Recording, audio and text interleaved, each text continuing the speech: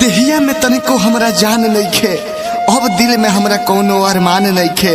मुस्कुराए खातिर तो दिन भर मुस्कुरातानी, लेकिन चेहरा पर असली मुस्कान नइखे।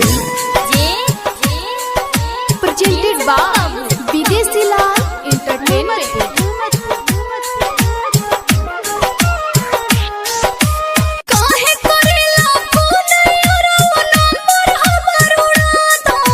अरे हर जाई, तू वादा कइले रहलू कि ससुरा में जाएब तो बहुत तरह के बुलाएब और फोन से बतियाएब।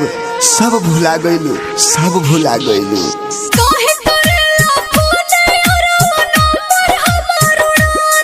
दिन रात रोइले जहर अपना देवरे से भेजा दो।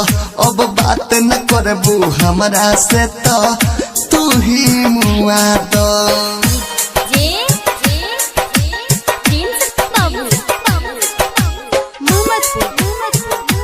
प्रेजेंटेड बाय विदेशी लाल एंटरटेनमेंट रिकॉर्डिंग स्टूडियो जादवपुर। जान जाई मोर भतरा जानू मार के हमके मुआ दे हो। जन्म जन्म के कहल वादा कैसे आज भुला दी हो। क्रिया खा के कहो तानी फोन करबो तो मर जाई हो। तुहरा कुछु कहर से पहले हम ही कुछु कर जाई हो। हो गई शादी सुना यार हमरा के तू भुला दा। अरे कैसे भुला जाई हम तारा के। अरे तोरा के हम जन्म जन्म तक प्यार करे के वादा कइले बनी, तारा संगे जिए मरे के वादा कइले बनी।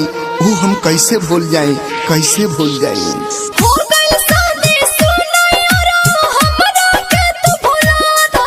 दिन रात रोइले जहर अपना देवरे से भेजा दो। अब बात न करबू हमरा से तो तू ही मुआ दो।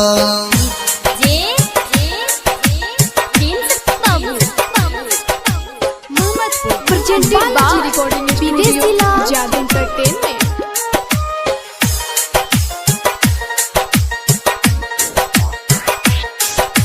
कसहो पियवा के समझा के घर बसवले पानी हो। एको बिर ना पूछलू हो कि हम कैसे जियतानी हो। तू अपन घर बसाला हमरो के अब जिए दो। दुर्गेश बेदर्दी से जहर भेजा दो, जहर अब तो पिए दो। या तो विदेशी कसहो अपना दिलवा के समझा दो।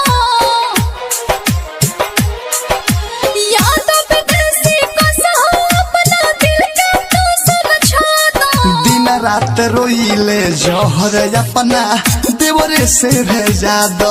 अब बात न करबू हमरा से तो तू ही मुआ दो। काहे करेला फोन यार नंबर हमर उड़ा दो। काहे करेला फोन यार नंबर हमर उड़ा दो। दिन रात रोइले जहर अपना देवरे से भेजा दो।